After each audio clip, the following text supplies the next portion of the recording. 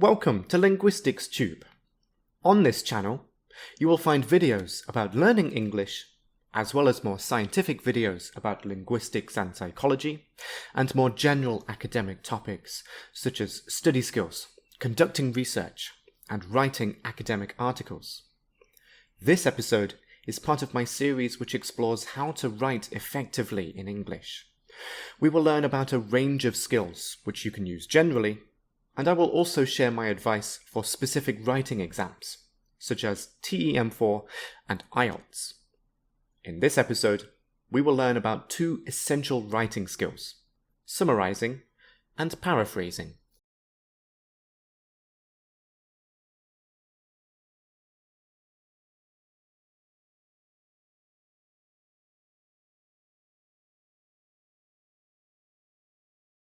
The ability to summarise a text is an essential writing skill, and so many English writing exams require you to demonstrate your ability to produce an effective summary of a text.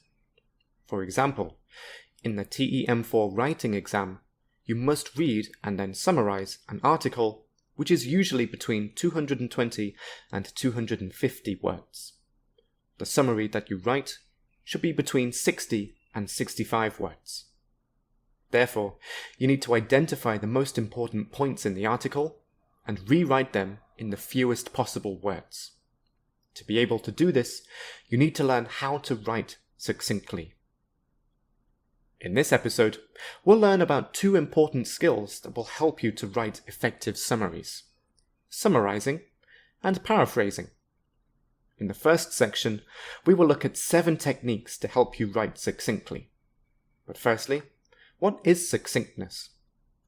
In general, writing succinctly means to decrease the number of words of the original text, but maintain the meaning of the text's key points.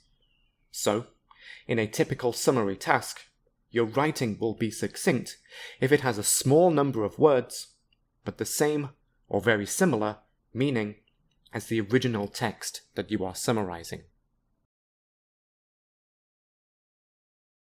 Let's look at the first technique. In a written summary, you should always use the active voice, not the passive voice. What is voice? These are 2 different word orders in a sentence, so they allow you to put the information in different places. In the active voice, the subject, which is the person or thing which does the action of the verb, is before the verb, and the object, which is the person or thing which is affected by the action of the verb, is after the verb. This is the most basic English word order, so the grammar of the verb for the active voice is clear and direct. A simple example is, James ate the apple. You can see that the subject is first, then the verb, and finally the object. In contrast, the passive voice swaps the position of the subject and object, so that the person or thing which does the action of the verb is now after the verb, and the person or thing which is affected by the action of the verb is now before the verb. The grammar is more complicated too, because if you simply swapped the position of the nouns in the sentence, the meaning would be the opposite. For example, the above sentence would now be, "The apple ate James." Therefore, you need to swap the position of the nouns and also change the grammar. Specifically, you must do 2 things. Firstly, between the first noun and the main verb, you must insert an auxiliary verb, which is in the appropriate form of the verb to be. Secondly, the form of the main verb must be the past participle. For example, instead of "the apple ate James," we say "the apple was eaten by James." As you can see, the active version is 2 words shorter than the passive version and delivers the information in a more powerful way. The active voice is more direct, so it conveys your message more quickly and more directly. The advantage of this is that you use fewer words, which makes your writing more succinct. This technique is very useful for summarising something like a newspaper article, which is commonly used in English exams. because newspaper articles frequently use the passive voice to sound more educated and intellectual. If the article's important points are written in the passive, then you should rewrite them as active sentences in a summary. In our first activity, you need to convert two sentences into the opposite voice. Firstly, convert a passive sentence into an active sentence, and secondly, do the opposite. Please pause the video now to do this, and continue when you have finished. The two sentences are: it is believed by James that writing concisely is very important in newspaper article summaries, and James previously claimed that hard work can create job opportunities.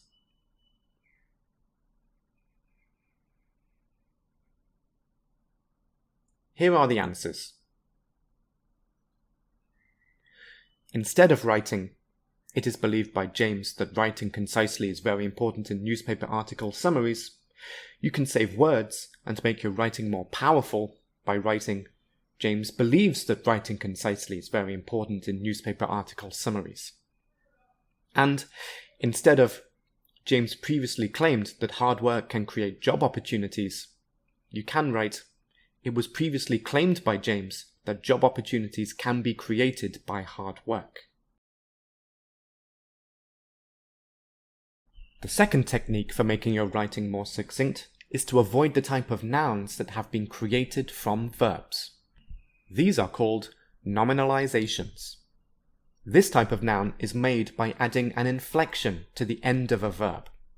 Whenever these are used, the grammar of the sentence requires other words to also be used, which increases the length of the sentence overall. Therefore, by changing the grammar in order to use the original verb, you will reduce the number of words significantly, which makes the sentence more direct and succinct. There are several inflections which can create nominalisations. Four common ones are ion, al, ure, ing. Let's look at them in sentences. Firstly, in the sentence, the transportation of us by metro to the airport was fast and convenient, we can simply say, the metro transported us to the airport fast and conveniently. The grammar is much clearer and more direct, and the sentence is also more succinct as it removes three words. Secondly, instead of our arrival at the airport was at midday, we can say we arrived at the airport at midday. This makes the sentence slightly shorter and also easier to understand. Next, in the sentence, the plane's departure was at 2 p.m., we can avoid the nominalisation by saying the plane departed at 2 p.m. Finally, instead of the landing of the plane was at 4 p.m., we can save three words by saying the plane landed at 4 p.m.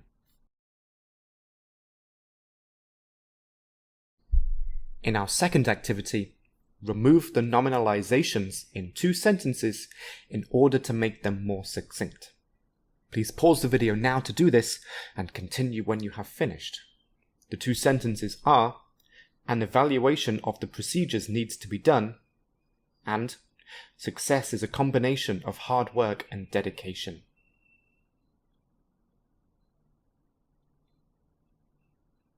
Here are the answers.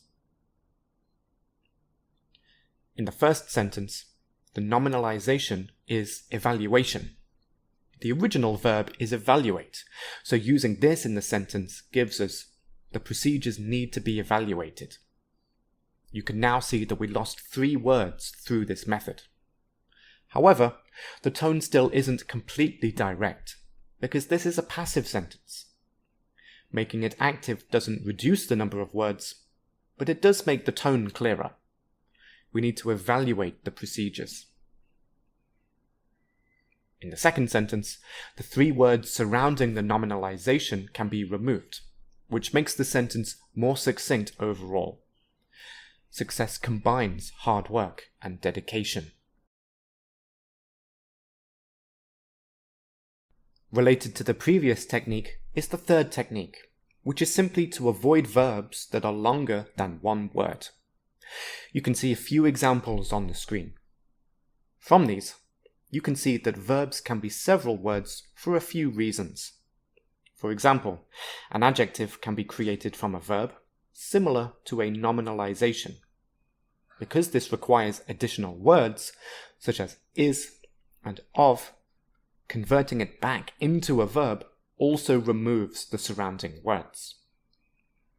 Secondly, a verb could be in the progressive aspect, which means that the action is continuing. If the verb is progressive, such as is taking, then you can instead use the simple form takes. So, by using simpler verbs, you can save several words.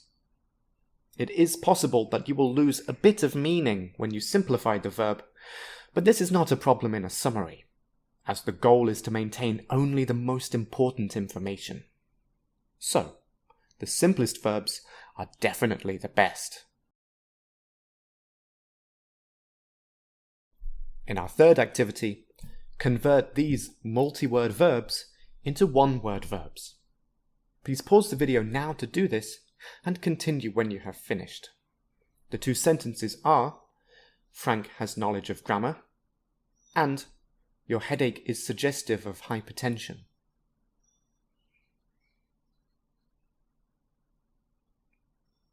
Here are the answers.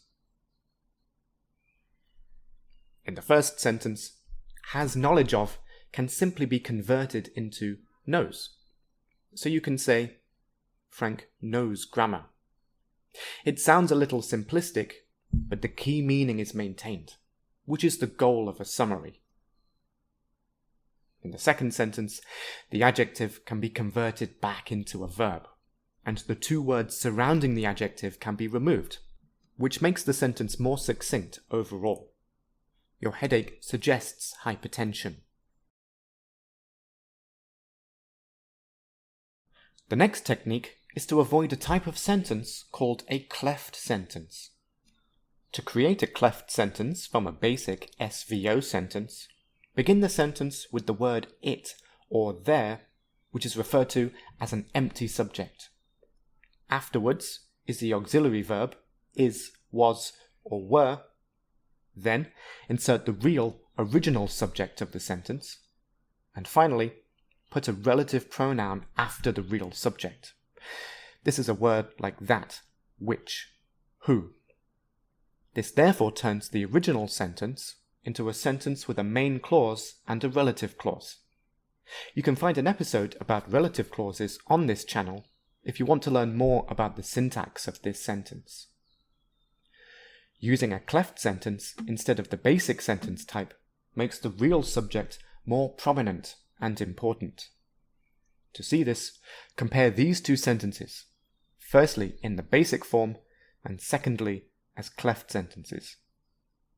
The ending is the weakest part of the story.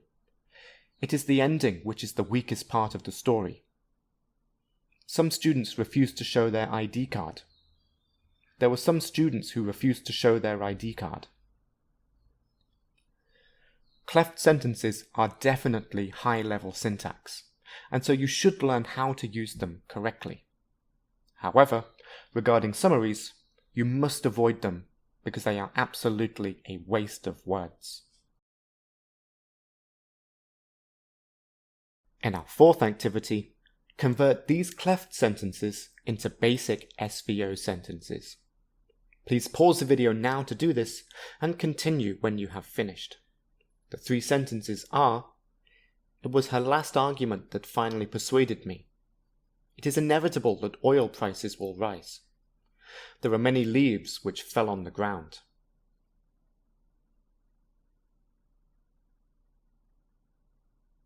Here are the answers. As you can see in these examples, if you convert a cleft sentence into a simple sentence by removing the words which form the cleft sentence, then you will always save 3 words, because you get a much simpler sentence with a more direct tone.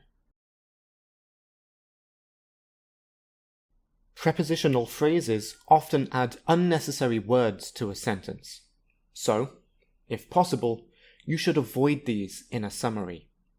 a prepositional phrase consists of a preposition plus a noun phrase. Here are two simple examples of a prepositional phrase. In the bed, on it.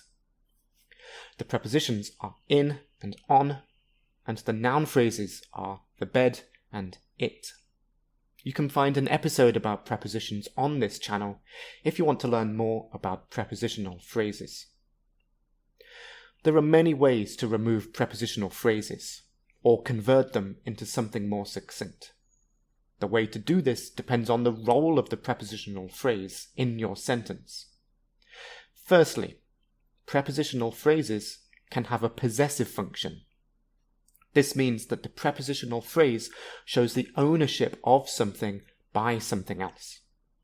There are actually two ways to show possession in English. The less succinct way, which uses a prepositional phrase, and the more succinct way, which uses apostrophe s. Most of the time, you can convert one form of the possessive into the other form without changing the meaning of the sentence. So, if the prepositional phrase is possessive, then you can convert it into the more succinct form of the possessive, apostrophe s. So, for example, the opinion of the group becomes the group's opinion. How can we convert the end of the road into apostrophe s? Pause the video while you do this and continue when ready.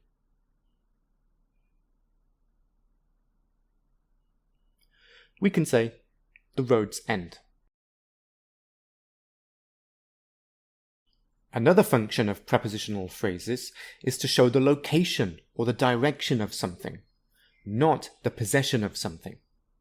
In this situation, you can either delete it or move it inside the sentence.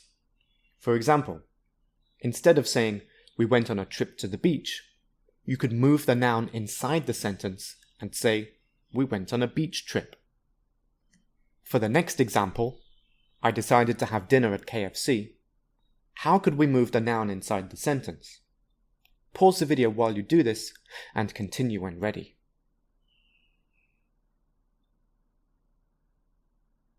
You could say, "I decided to have a KFC dinner."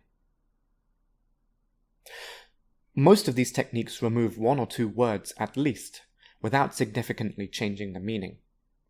Even though the final example doesn't remove any words, it does feel simpler and more direct, which is one of the goals of writing succinctly. The sixth technique is to avoid tautology, which is the act of saying the same thing twice.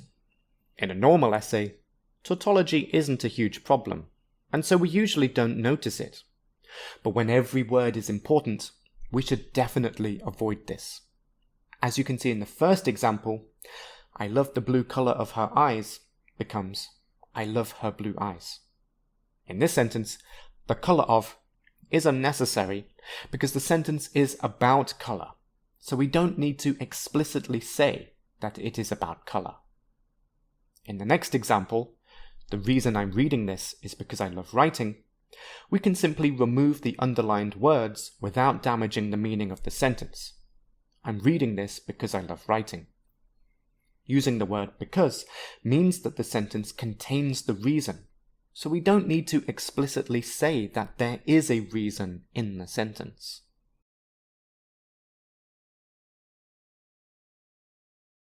In our fourth activity, remove the tautology to make these sentences more succinct. Please pause the video now to do this and continue when you have finished. The 4 sentences are, "In my opinion, I think that learning English is interesting. I went to see him personally. The evening sunset was beautiful. There was a lot of frozen ice on the road."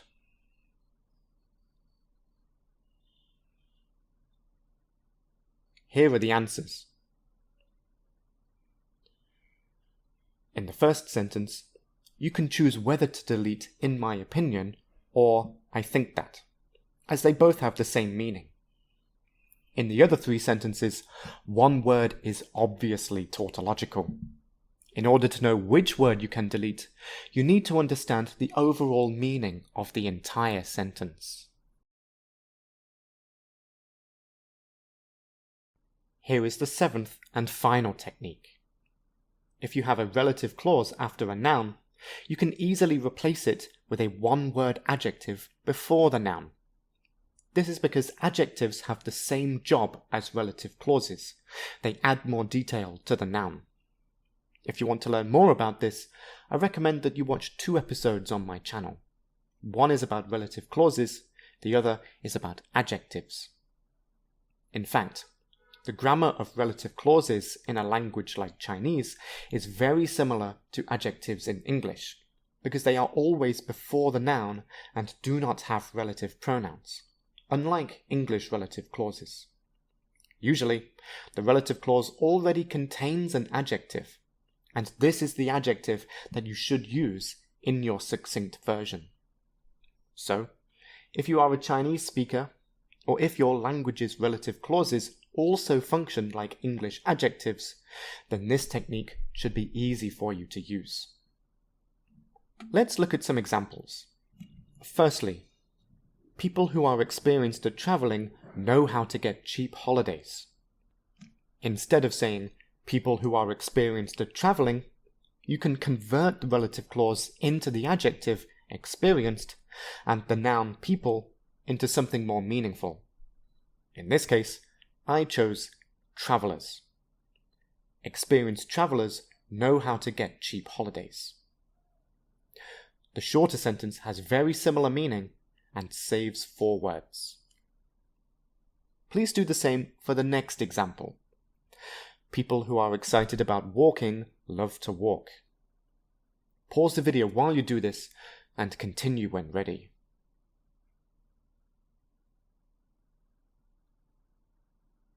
Here is my answer.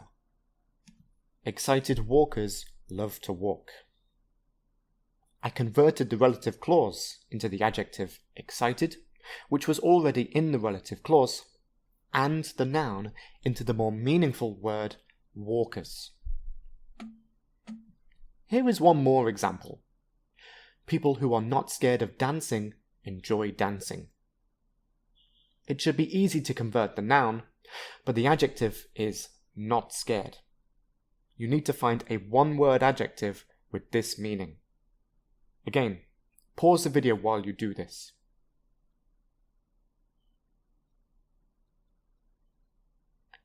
There are a few choices of adjective, such as brave, confident, or fearless. Overall, the new version is much shorter and has very similar meaning to the original. Brave dancers enjoy dancing. Let's put everything we've learned so far together and practice these techniques in one more activity. Here is a long sentence. There were 3 astronauts who went on each and every Apollo mission to the moon. It is 15 words. Using all of the techniques we've learned so far, make it as short as possible. My succinct version is only 7 words. Please pause the video while you do this and continue when you have finished.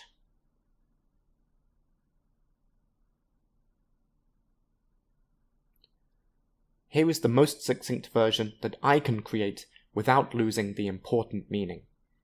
Firstly, I removed the cleft sentence. Secondly, each and every is tautological, so we can keep just one of those words. Also, the Apollo missions were only to the moon, so moon is also tautological. Finally, the preposition or phrase can be removed and the noun moved inside the sentence. That gives us 3 astronauts went on every Apollo mission. Thus, in conclusion, using these techniques, we can remove over half of the words from the original sentence while maintaining the key meaning from the original sentence. Let's now discuss another skill that will be important when reporting the key points of a text. That skill is paraphrasing. Paraphrasing will definitely improve the quality of your summary writing. We define it as rewriting a phrase or sentence with the same meaning, but using different words. If you have watched my other episode about how to write an argumentative essay, then this might sound familiar. Specifically, in the section about the thesis echo, there was an activity about converting the thesis statement into the thesis echo. This activity used paraphrasing. While the two techniques in this video are very similar, there is one crucial difference between them. So, my first question is, what is the difference between paraphrasing and summarising? Pause the video to think about the answer and continue when ready.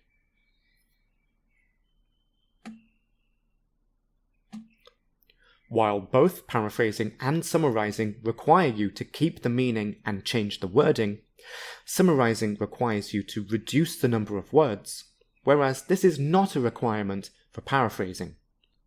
Paraphrasing is a very important writing skill for a few reasons. Firstly, you can use it if you don't need to reduce the number of words of the original sentence, but you still need to make it different in order to avoid copying.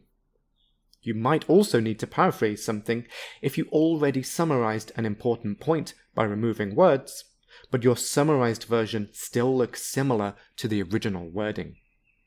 Thus, you can firstly summarize the important point, and secondly paraphrase your summary to make it different from the original. Let's look at an example of a paraphrase. Paraphrasing is a very important skill for most English tests. For many tests of English, being skillful at paraphrasing is extremely important. You can see that there are actually more words in the paraphrase than in the original. This is because the number of words is not important in a paraphrase. It is only important to make the wording different. There are actually 3 paraphrasing techniques here. Let's look at them in more detail. Firstly, to make the paraphrased version different from the original, I changed some words into words with similar meanings. For example, very became extremely. Secondly, I changed the order of some of the words. Here are 2 examples. The first example is that English tests became tests of English. The second example is that I moved the prepositional phrase from the end of the sentence to the beginning of the paraphrased sentence. The third technique is that I changed some of the grammar. For example, paraphrasing is a skill became being skillful at paraphrasing. To paraphrase effectively requires these 3 techniques, so we will now explore them in more detail. The first paraphrasing technique is to use different words which have the same meaning. In other words, you must use synonyms. This technique seems like the easiest because you do not need to change the grammar of the sentence or move the words to another part of the sentence. However, even though it might seem easy to simply check a thesaurus or find a word which seems to have the same meaning, it is actually not this simple. In fact, this technique can be difficult to use because synonyms actually have similar meanings, not exactly the same meanings. So, if you simply use a lot of synonyms when you paraphrase, you might unintentionally change the meaning of the sentence or make the sentence sound strange and unnatural. In fact, in an English exam, unnatural sentences will lower your grade more than small grammatical mistakes, because the reader may not understand what you want to say. And, of course, it is better for your writing to be more similar to the original than impossible to understand. Let's look at an example of this technique. Let's create a paraphrase of this sentence by changing the coloured words into synonyms.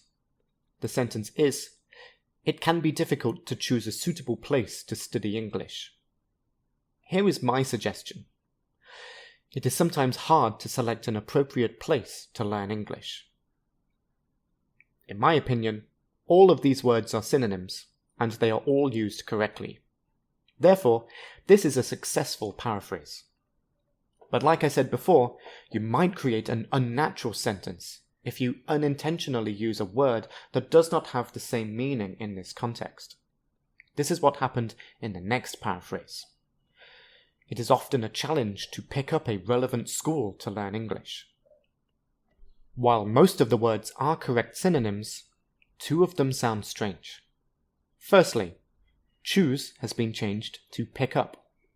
Sometimes these two words have the same meaning, and sometimes they don't, which is why this mistake happened.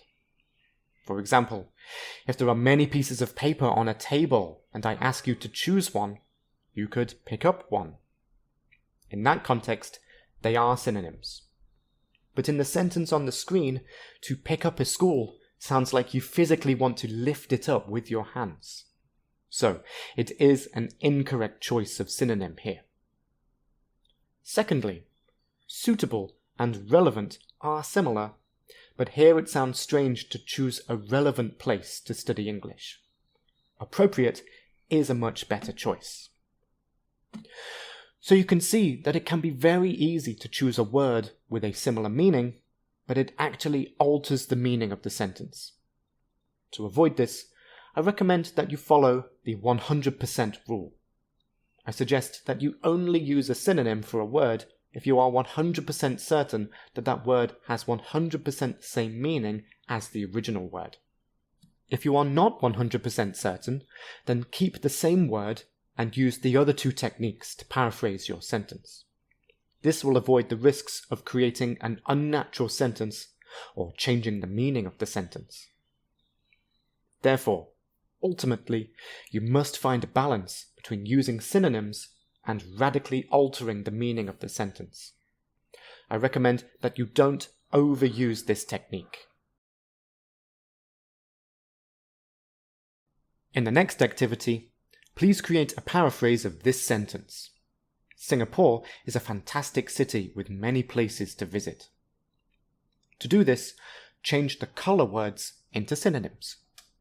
Please pause the video while you do this and continue when you have finished.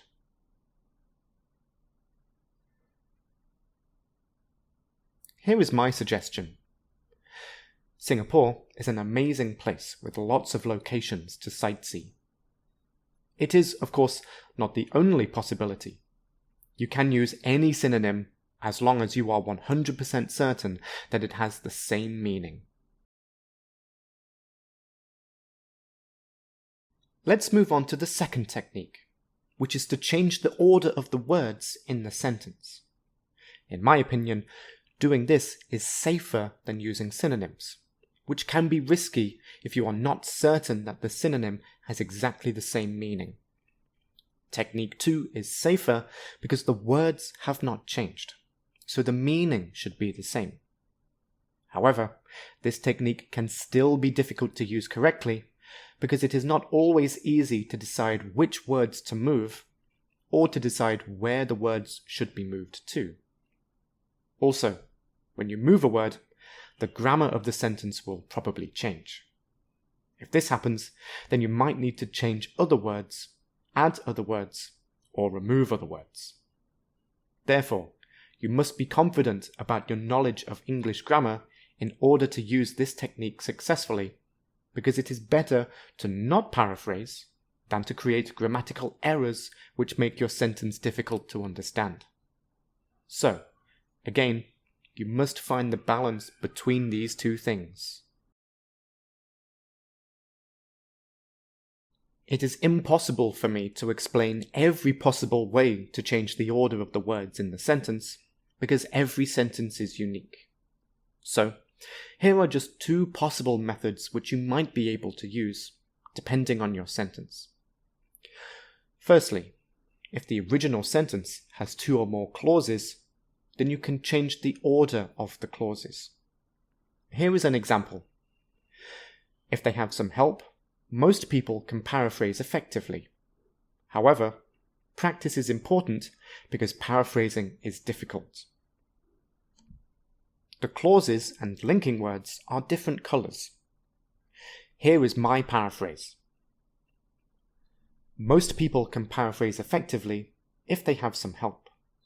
However, paraphrasing is difficult, so practice is important. In the first sentence, it is possible to simply swap the clauses. However, in the second sentence, the linking word because becomes so, as it doesn't make sense with the swapped order. This is because the cause and effect relationship is reversed. So, you must ensure that if your sentence has linking words, you must change them depending on the meaning of the sentence. The other technique that I can share with you is if the original sentence has an adjective and noun, you can change the adjective into a relative clause. We saw this technique in the summary section of this episode. While it does increase the number of words, it also alters the order of the words, because the adjective, which was before the noun, moves to after the noun. For example, writing essays can be a challenging task, becomes writing essays can be a task which is challenging.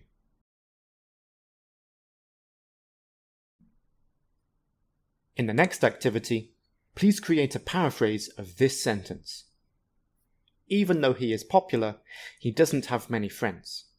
Nevertheless, his grades are high, so his teachers like him. To do this, change the order of the coloured clauses and linking words. Remember that you might need to change the linking words depending on the meaning of your paraphrased sentence.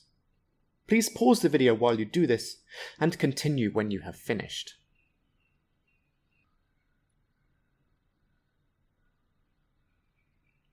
Here is my suggestion. He doesn't have many friends, even though he is popular. Nevertheless, his teachers like him because his grades are high. If you have a slightly different suggestion, that is no problem, as long as the meaning of the sentence is the same.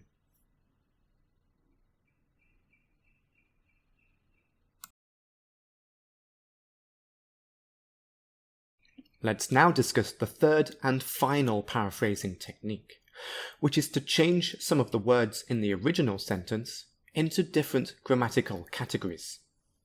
As I said at the beginning of this section, the consequence of this is that you will probably need to change the order of some words when you change the grammar of a word, and the grammar of other unrelated words in another part of the sentence might also be affected.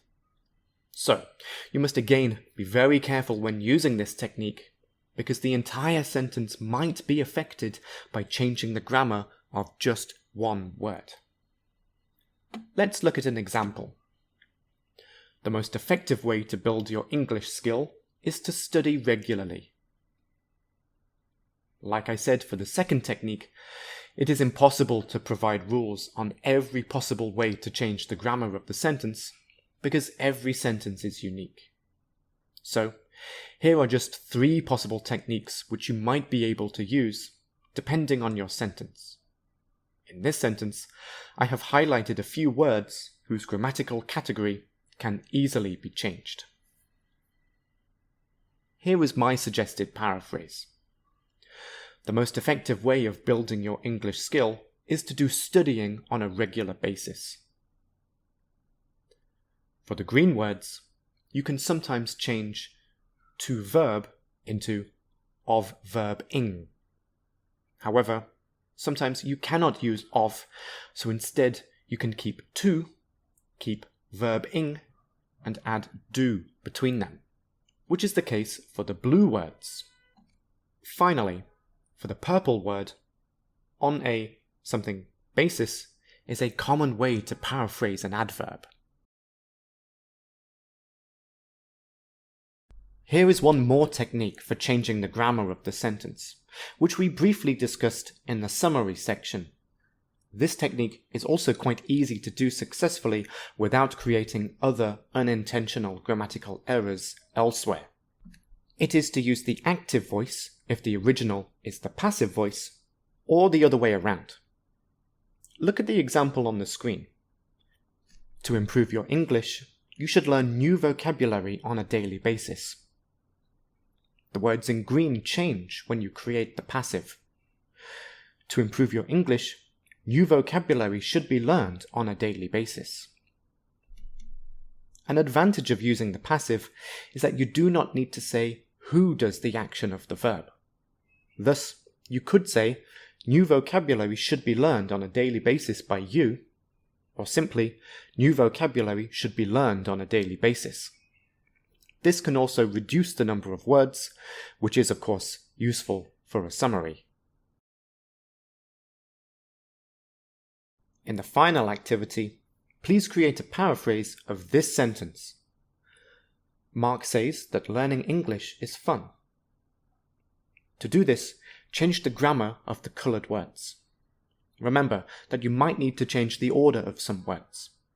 Please pause the video while you do this and continue when you have finished.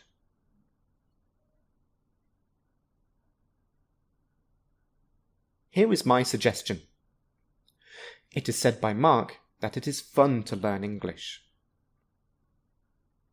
If you have a slightly different suggestion, that is no problem, as long as the meaning of the sentence is the same.